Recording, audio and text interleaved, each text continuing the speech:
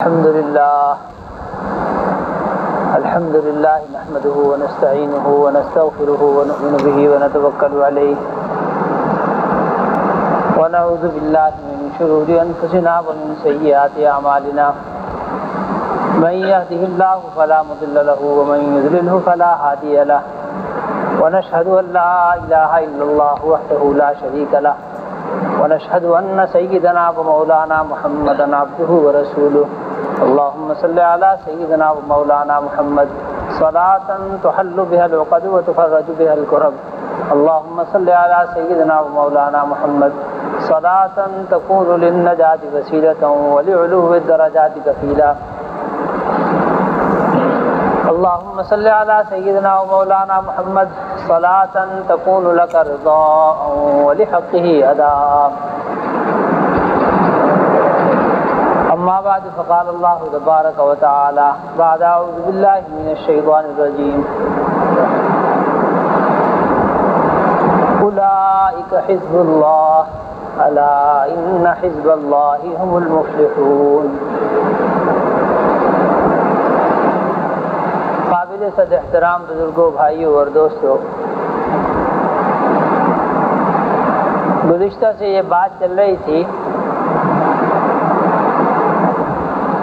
کہ ایمان والوں میں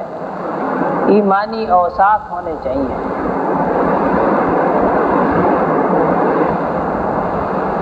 جو بھی کوئی آدمی یہ کلمہ پڑھے لا الہ الا اللہ محمد الرسول اللہ، تو اس کے ذمہ لازم ہے کہ وہ اس کلمے کے تقاضوں کو پورا کرے اور اس کلمے کا مطلب اور مفہوم اور معنی صحیح طور پر سمجھے.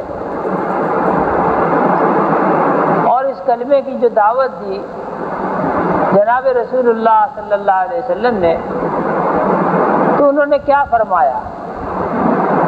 اور آپ نے اسے کیا سمجھا، اور یہ کہ اس کو مزید سمجھنے کے لیے پہل جن لوگوں کو دعوت دی گئی اور انہوں نے اس دعوت کو قبول کیا، پھر ان کی تربیت اور تعلیم کس نہج پر کی گئی، اور خود جناب رسول اللہ صلی اللہ علیہ وسلم نے کام کیا اللہ جل شانہ کی نگرانی میں. صبح و شام وحی کی ترتیب، اور جناب رسول اللہ صلی اللہ علیہ وسلم ان میں کام کر رہے ہیں اور ان میں کچھ اوصاف پیدا کیے جا رہے ہیں. ان کی زندگیوں کا مطالعہ کہ ان میں کس قسم کے اوصاف پیدا کیے گئے اور ان سے کن چیزوں کا مطالبہ کیا گیا اور ان کو کن چیزوں پر لایا گیا، اور یہ کہ ان کے لیے ان چیزوں پر آنا آسان قطعاً نہیں تھا. جیسے ہمارے لیے مشکلات ہیں، جیسے ہم لوگ بہانہ بازیاں کرتے ہیں کہ یہ مشکل ہے، وہ مشکل ہے، فلاں مشکل فلاں مشکل. اس دور میں اس سے کہیں زیادہ مشکلات، لیکن اس کے باوجود ان سے نہ صرف یہ کہ تقاضا کیا گیا بلکہ اصرار کیا گیا اور انہیں ان قربانیوں پر آمادہ کیا گیا، اور بہر صورت بہر دور انہیں اسی معیار پر لایا گیا جس معیار کا ان سے مطالبہ کیا گیا.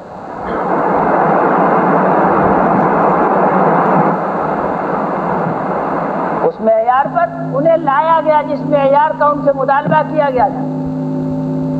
جس کے نتیجے میں اللہ نے انہیں اولئک ھم الصادقون قرار دیا. قرآن میں یہ فرمایا کہ یہ لوگ ہیں سچے لوگ، یہ لوگ ہیں جنہوں نے اپنا وعدہ سچ کر دکھایا اور جنہوں نے جو کچھ بولا وہ سچ بولا. اور ان لوگوں کے بارے میں فرمایا رضی اللہ عنہم ورضوا عنہ، اللہ ان سے راضی ہوا اور وہ اللہ سے راضی ہوئے. وَأَعَدَّ لَهُمْ جَنَّاتٍ تَجْرِي مِن تَحْتِهَا الْأَنْهَارُ، اور ان کے لیے باغ تیار کیے ہیں اللہ نے جن کے نیچے نہریں بہتی ہیں. اور کہیں انہیں مفلحون قرار دیا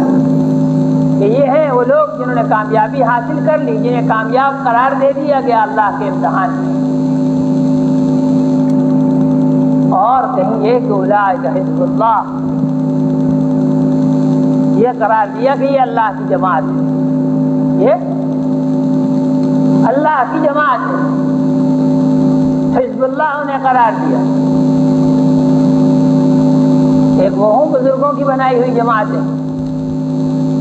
اور ایک وہ جماعت ہے جو اللہ کی جماعت ہے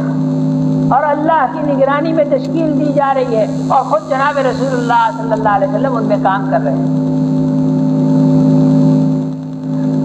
اور پھر اس کے بعد ان کی مددوں اور نصرتوں کے نقشے ہیں،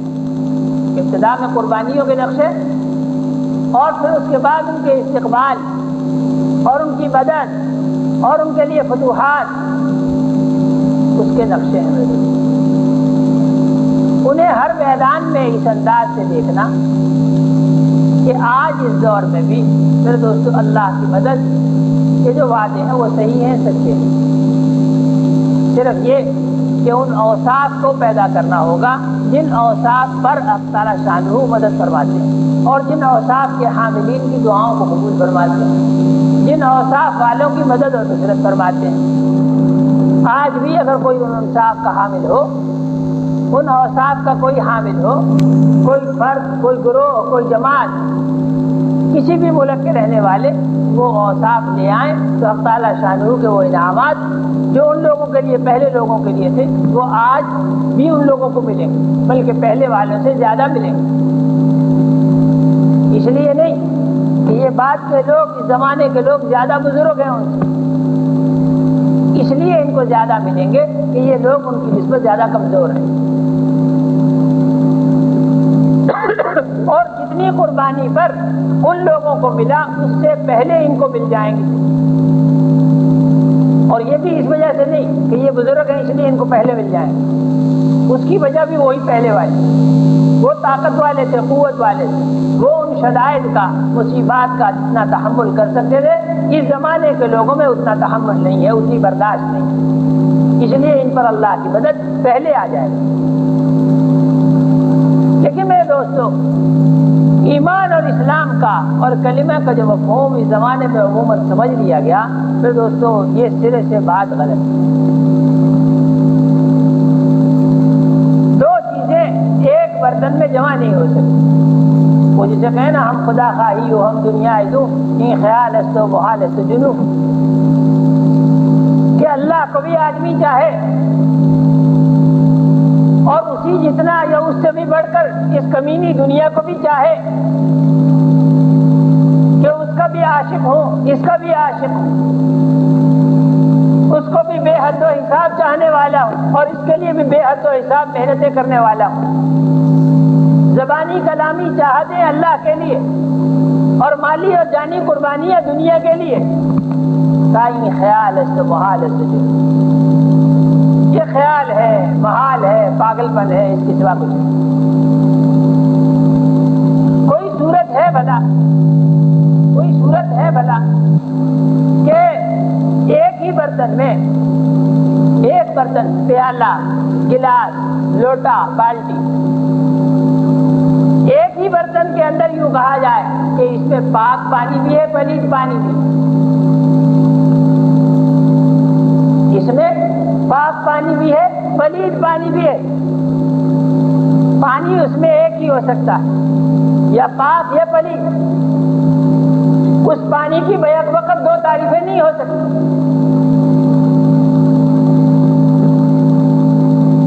میرے محترم دوستوں اور بزرگوں، آدمی کا دل ایک ہی دل ہے اور اس کا مقصد اور ہدف بھی ہمیشہ ایک ہی ہوتا ہے۔ محبت ایک ہی سے ہوتی ہے، ایک ہی چیز اس کا مقصد ہوا کرتی ہے۔ جیسے ایک برتن میں دو پانی جمع نہیں ہو سکتے، ایسے ہی ایک قلب میں بیک وقت ایک جیسی دو محبتیں نہیں ہو سکتی، دو عشق نہیں ہو سکتے۔ یقیناً ایک غالب ہوگا، ایک مغلوب ہوگا۔ محبتیں یوں تو بے شمار، محبتیں، تعلقات یوں تو بے شمار ہوا کرتے ہیں، لیکن میرے محترم دوستوں اور بزرگوں، بحث اس جذبے سے ہے، اس بات سے ہے جو زندگی پر غالب ہے۔ جس کا اٹھتے بیٹھتے جس سوچ کا خیال ہے، رات کو جب کروٹ لینے کے لیے اٹھے، کروٹ کے لیے آنکھ کھلے، اس میں بھی اس کا دھیان ہے، بات اس جذبے کی ہو رہی ہے، اس محبت کی ہو رہی ہے، اس تعلق کی ہو رہی ہے، اور وہ تعلق ہمیشہ ایک ہوا کرتا ہے۔ آدمی کا وہ ہم، وہ غم اور وہ فکر صرف ایک ہوا کرتا ہے، ایک۔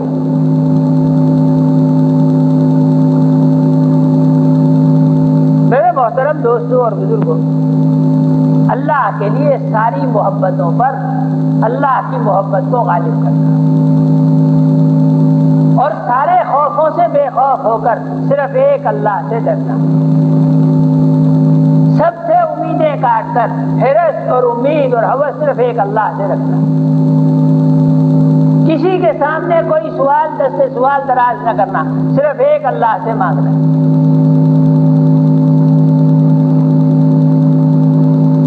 سب کے سامنے وقار میں رہنا، سنجیدگی سے رہنا، اور جھکاؤ اور سجدہ صرف ایک اللہ کے لیے، جھکنا اور سجدہ کرنا صرف ایک اللہ کے لیے ہونا۔ میرے محترم دوستوں اور بزرگوں، صرف نماز کے وقت میں نہیں ہے رکوع اور سجدہ، نماز میں کہ اللہ کے لیے کرتے ہیں۔ نماز میں کسی بھی آدمی سے پوچھا جائے کہ یہ رکوع کس کو کرتے ہو، تو کہے گا اللہ کو،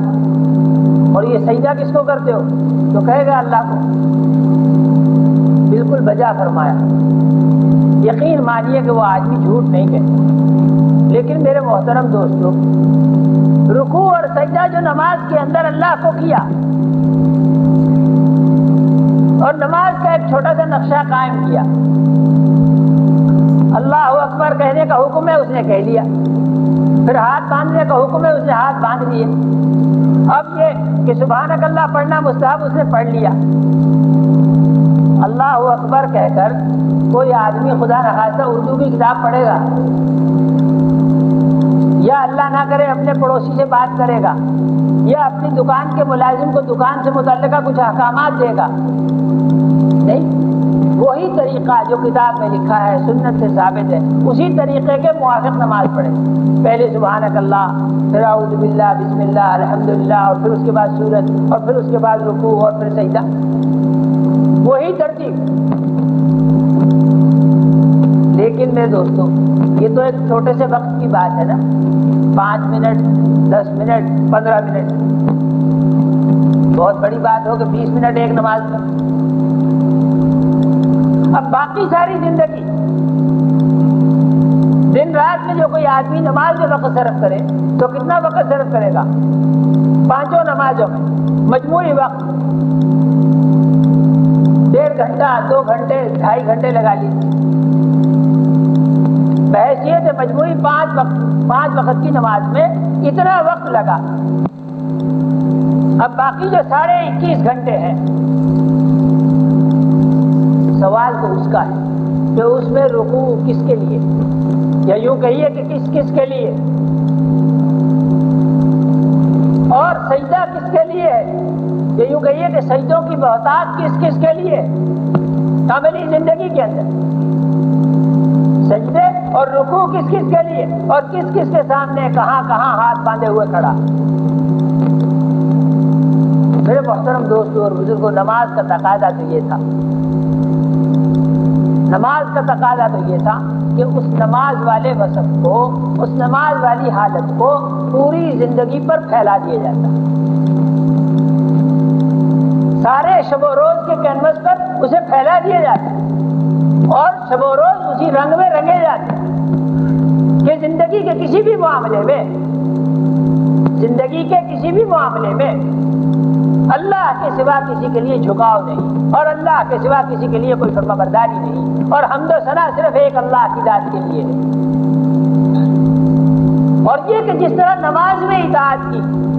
اللہ اکبر کہنے کے بعد کوئی ادھر ادھر کی کوئی بات نہیں، حتیٰ کہ کسی کے سلام کا جواب تک نہیں،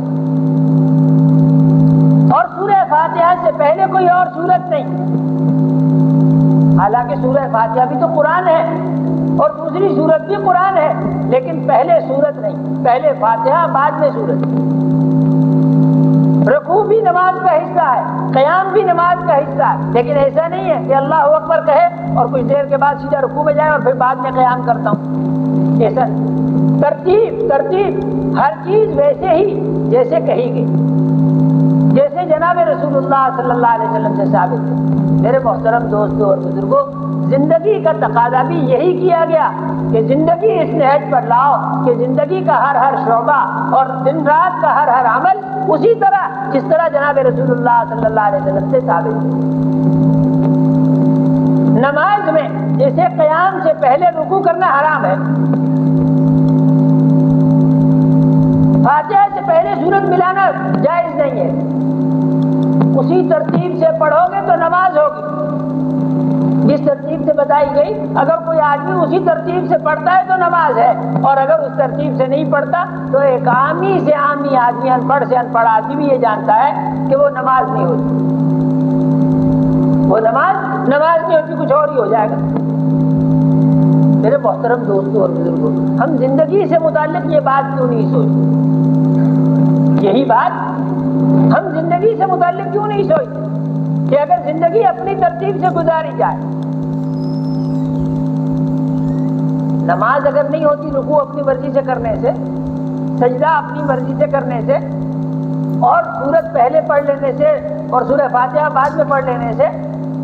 اگر نماز نہیں ہوتی تو زندگی اپنی ترتیب سے گزار لینے سے کیسے زندگی ہوتی؟ کوئی بھی آدمی نماز اسی لیے پڑھتا ہے نا کہ اللہ کے یہاں اس کی نماز قبول ہو جائے، بھائی اسی لیے پڑھتا ہے کہ نماز اس کی اللہ کے یہاں قبول ہو جائے۔ میرے محترم دوستوں اور بزرگوں، جناب رسول اللہ صلی اللہ علیہ وسلم نے اس بات کی دعوت دی اور اس بات کی تعلیم دی کہ مسلم جب وہ کلمہ پڑھ لے لا الہ الا اللہ محمد رسول اللہ، تو اس کے بعد اسے زندگی اس طور پہ گزارنی ہے، ساری زندگی اس کے بعد اسے اس طور پہ گزارنی ہے کہ اللہ تو میری زندگی قبول فرمائے۔ زندگی میں صرف نماز والا حصہ نہیں میرے دوست، پوری زندگی اللہ کے یہاں مقبول کرانا، اللہ کے یہاں قبول کرانا، اور پوری زندگی اللہ کے یہاں پسندیدہ بنوانا۔ جیسے نماز کا کوئی حصہ اگر غلط ہو جائے تو پوری نماز میں خلل آتا ہے، زندگی کا کوئی حصہ اگر غلط ہو جائے تو زندگی میں خلل آتا ہے۔ ایک آدمی بال بچوں کے ساتھ تو صحیح ہے، مگر دکانداری میں غلط۔ دکانداری کے دو حصے ہوں، ایک وہ جہاں سے وہ مال لاتا ہے اور ایک وہ لوگ جن میں وہ مال دیتا ہے۔ جہاں سے لا رہا ہے ان کے ساتھ بڑی ایمانداری کے ساتھ چل رہا ہے، اور جن میں دے رہا ہے ان میں گھپلا کر رہا ہے۔ یہ اس کے الٹ زندگی میں جہاں کہیں بھی جھول ہے میرے دوست، جہاں کہیں بھی خرابی ہے، پوری زندگی خراب ہوگی، پوری زندگی اس سے خراب ہوگی، اور ساری زندگی پر اثر پڑے گا، ساری زندگی پر اس کا اثر پڑے گا۔ جیسے ساری نماز پہ اثر پڑتا ہے نا، وہ جیسے میں نے پہلی بات عرض کی، ایک قطرہ پیشاب سے پوری بالٹی کے ہر قطرہ پانی متاثر ہو گیا۔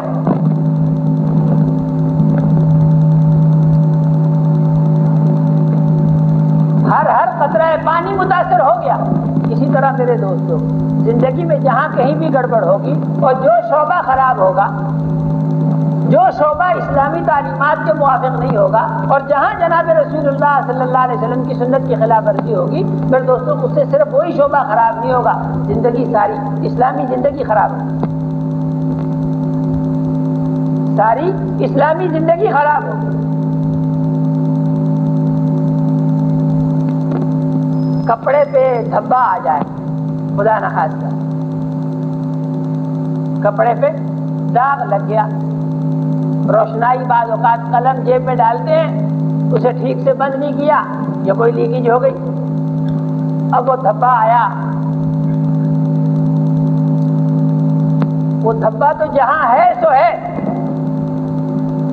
جس جگہ ہے سو ہے، لیکن ساری قمیض یہ سارا لباس بیکار ہوا، اس کی وجہ سے بدنمائی جو ہو وہ سارے لباس پر آئی۔ میرے محترم دوستوں اور بزرگوں، نماز کے اوقات میں اللہ کی اطاعت اور جناب رسول اللہ صلی اللہ علیہ وسلم کی سنتوں کی پابندی کرنا بہت مستحسن کام، بہت اچھا اقدام، لیکن صرف اس کو نماز تک محدود رکھنا یہ اسلام کی تعلیم ہے۔ نماز تو ایک مشق ہے، مسجد کا ایک عمل کہ مسجد زندگی دیتی۔ ہمارے ہاں والعیاذ باللہ عیسائیوں کی طرح سے مسجد کی حیثیت خدا نخواستہ عیسائیوں کے چرچ کی نہیں ہے۔ جی ہاں، مسجد ایک زندہ جگہ کا نام ہے جو زندگی دیتی ہے۔ ہمارے ہاں مسجد کا اسلام میں تصور زندگی، مرکز زندگی کا ہے، مرکز زندگی۔ جو مسجد سے جتنا زیادہ جڑا ہوا ہے اتنا ہی وہ زیادہ زندہ ہے، اور جو جتنا مسجد سے دور ہے اتنا ہی وہ زیادہ زندگی سے دور ہے۔ مسجد مرکز حرارت ہے، مسجد مسلمانوں کا پاور ہاؤس ہے۔ پاور ہاؤس سے جو کٹا ہوا ہے وہ زندگی سے، حرارت سے کٹا ہوا ہے، عمل سے، ایمان سے کٹا ہوا ہے۔ میرے دوستو، مسجد زندگی دینے والی جگہ ہے، زندگی یہاں سے ملتی ہے، حرارت ملتی ہے، یہ پاور ہاؤس ہے۔ اب وہ زندگی کیا زندگی ہوئی کہ جب آپ مسجد میں ہیں تب تو زندہ ہے۔ ذرا دیکھیے میرے دوستو، اس کو ذرا عقل پر، سوچ پر، ذہن پر بات ڈالی کہ مسجد میں ہیں تو آپ زندہ ہیں، اور مسجد سے باہر جائیں تو زندگی سے، حرارت سے، روشنی سے، بجلی سے آپ کا رشتہ منقطع ہو جائے۔ ایسا تو نہیں ہونا چاہیے، اس لیے کہ ساری زندگی کے کام ہر وقت مسجد میں تو نہیں کیے جا سکتے۔ بال بچے کو بھی تو رکھنا ہے، ظاہر ہے بال بچہ لے کر کے ہر آدمی مسجد میں تو نہیں آئے گا، اور زندگی کے کاروبار بھی کرنے ہیں، کیا دکانیں مسجد میں ڈالنے ہیں، اور کارخانے بھی ہمیں چلانے ہیں، تو کیا کارخانے سارے مسجد میں لے آئے؟ نہیں، مسجد حرارت کا مرکز ہے، زندگی کا مرکز ہے۔ ہر آدمی یہاں آوے اور زندگی لے کر جائے، اور اس طور پر کہ وہ جہاں بھی جائے اس کا مرکز سے رابطہ، رشتہ قائم ہو اور وہ زندہ رہے، اور تازگی کے لیے، تجدید کے لیے بار بار آتا رہے، بار بار آتا رہے، اپنے لیے بھی زندگی اور حرارت لے جائے، روشنی لے جائے، اور اپنے والوں کے لیے بھی لے جائے جتنے اس کے متعلقین ہیں۔ لیکن یہ تو تب ہونا میرے دوستو جب اس نے نیت کی ہو، جب اس نے ارادہ کیا ہو، عزم کیا ہو، وہ آتے وقت اس نیت سے آیا ہو کہ میں زندگی لینے کے لیے جا رہا ہوں، میں حرارت حاصل کرنے کے لیے جا رہا ہوں۔ ہاں، حرارت ایمانی، حرارت ایمانی، عملی زندگی، اعمال والی، اخلاق والی زندگی، وہ حسن نیت جو اللہ کے یہاں مقصود ہے، مطلوب ہے، وہ قلب کی طہارت جو اللہ دیکھنا چاہتے ہیں، وہ الا من اتى اللہ بقلب سلیم، وہ دل جو بیماریوں سے پاک، بیماریاں حسد، بغض، تکبر، حرص دنیا کی، اور لالچ، اور دنیا میں سے کسی چیز کا خوف، یہ دل کی بیماریاں، ان بیماریوں سے صحت مند ہوتا ہے دل مسجد میں آنے سے۔ یہ بیماریاں مسجد والے زائل کرتے ہیں،